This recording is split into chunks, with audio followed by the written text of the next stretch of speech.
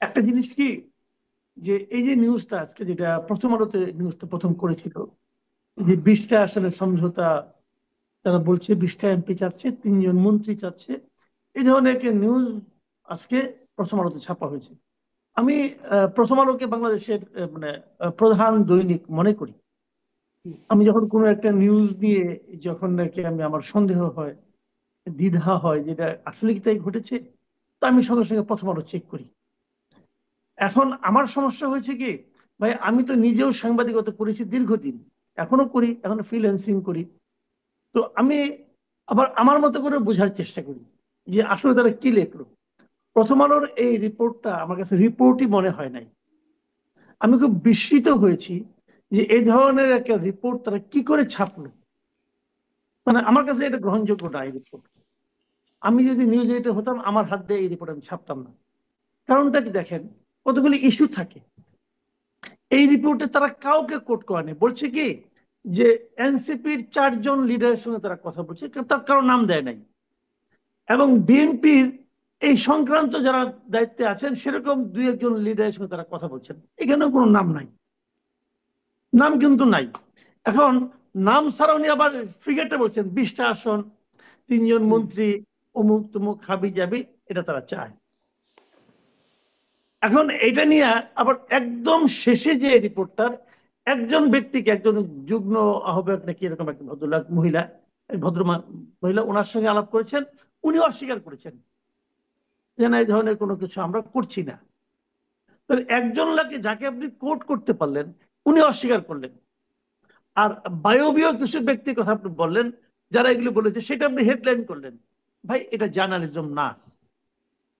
মতিউর রহমান সাহেবের প্রতি আমার পূর্ণ শ্রদ্ধা রেখেই বলছি, this is not journalism. Speculation আর জার্নালিজম এক জিনিস না ভাই। এই রিপোর্টটা আপনি একদমই আপনার এই পত্রিকার সঙ্গে যায় না। এটা আমি এই পত্রিকা অনেক উপরে তুললাম না একটু আগে, আমি এই পত্রিকার কাছে এই ধরনের রিপোর্ট আশা করি না, এটা যায় না, পরিষ্কার কথা।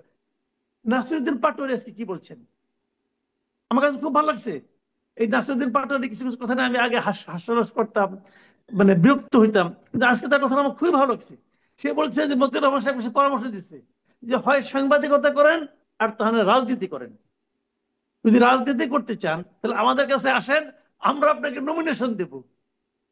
আমি মনে করি জনাব মতিউর রহমান গত কয়েক বছরের মধ্যে তাকে নিয়ে কিন্তু সাবেক যে ছিলেন, যে সরকার প্রধান হাসিনা অনেক কথা বলছে, শেখ হাসিনা অনেক কথা বলছেন, অনেক অপমানসূচক কথা বলছেন। ওইগুলো যদি যতটুকু অপমানিত হওয়ার কথা, অপমানিত হওয়ার কথা নয়, বরং ওনার জন্য সম্মানই বয়ে এনেছিল। এইটা যদি অপমানিত হওয়া উচিত না, ওনার নিজেকে জিজ্ঞাসা করে এটা আমি কি করলাম। দেখ, এটা গুলো এক ধরনের কথা, কাজে এই স্পেকুলেশনটাকে আমি গুরুত্ব দেই না, এই ফিগারটাকে আমি গুরুত্ব দেই না। এখন আপনার অন্য প্রসঙ্গে আসি, যে যদি এ ধরনের কিছু হয়ে থাকে, মনে করেন আসন ভাগাভাগি।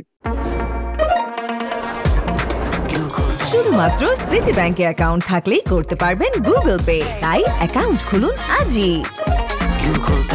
বাংলাদেশের রাজনীতিটা দেখা যায় যে নির্বাচন এসে গেলে আপনার রাজনৈতিক মতাদর্শের কোনো মিল না থাকলেও আসন ভাগাভাগির একটা প্রবণতা আমরা এর আগেও দেখেছি। তারা এটাকে বলে নির্বাচন কেন্দ্রিক জোট। এটা হতে পারে, এটা আমি অস্বীকার করি না, এটা এটা হতেই পারে। আমরা আগেও বহু নির্বাচনে দেখেছি, কিন্তু সেখানে একটা ইকুয়েশন থাকে যে আমি কেন তার সঙ্গে জোট করব। যদি আমি দেখি, যেমন 2000 আপনার 1996 নির্বাচনে বিএনপি কিন্তু হেরে গেছে, এবং বিএনপির অনেক আসনে তারা 400-500 ভোটের জন্য হারছে। কিন্তু ওই নির্বাচনে কিন্তু জামাতে ইসলাম আওয়ামী লীগের সঙ্গে ছিল, মানে বিএনপির সঙ্গে ছিল না। এবং জামাতের ভোটের কারণে বিএনপি এত, মানে তার বিশাল পরাজয় হয়েছিল। একই জিনিস দেখা গেছে 2001 সালে, মানে বিএনপির প্রাপ্ত ভোটের চেয়ে কিন্তু আওয়ামী লীগের ভোট মোটেই কম না, একই রকম ভোট। একজনের 41 দশমিক কত, আরেকজনের 41 দশমিক, মানে ওই দশমিকের পার্থক্য কিন্তু।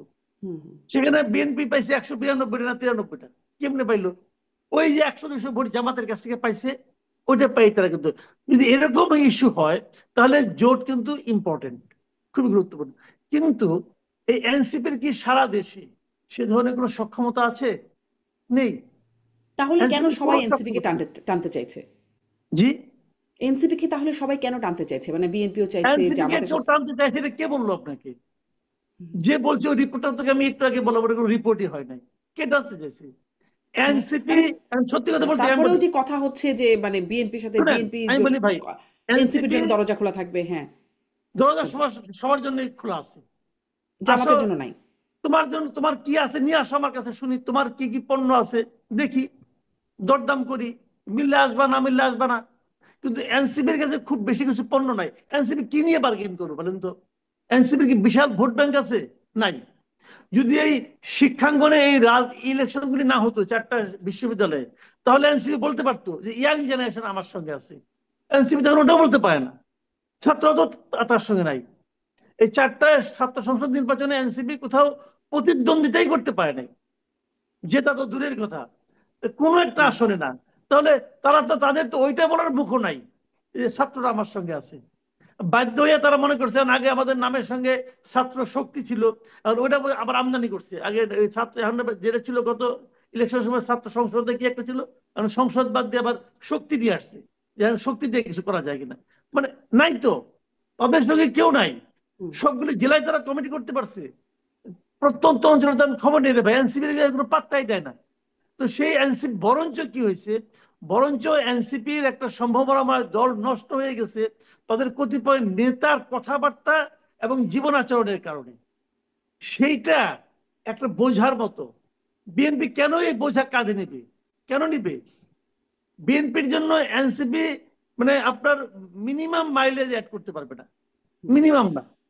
আমি একটু আমি একটু ব্যারিস্টার ফুয়াদের বক্তব্য এখানে নেই যে এনসিপির আসলে পাত্তাই নাই বা মিনিমাম অ্যাড করতে পারবে না, মাসুদ কামালের পর্যবেক্ষণ শুনছিলেন। আপনি কি মনে করেন আসলে এনসিপি মাঠে ঘাটে তাদের প্রভাব কতটা, বা মানে তরুণদের মধ্যে তাদের প্রভাব কতটা, সেটার হয়তো একটা বিশ্লেষণ হতে পারে, কিন্তু সরকার যে তাদেরকে খুব গুরুত্বপূর্ণ মনে করে, এমনকি গণমাধ্যমেও গুরুত্বের সাথে বিবেচিত হয়, এটা আমরা দেখতে পাচ্ছি। এখন এই অবস্থায় এসে জোট যদি করে, কার সাথে জোট করলে তার প্রভাব কেমন হতে পারে বলে রাজনীতিক এবং রাজনীতির বিশ্লেষক হিসাবেও আপনি মনে করেন?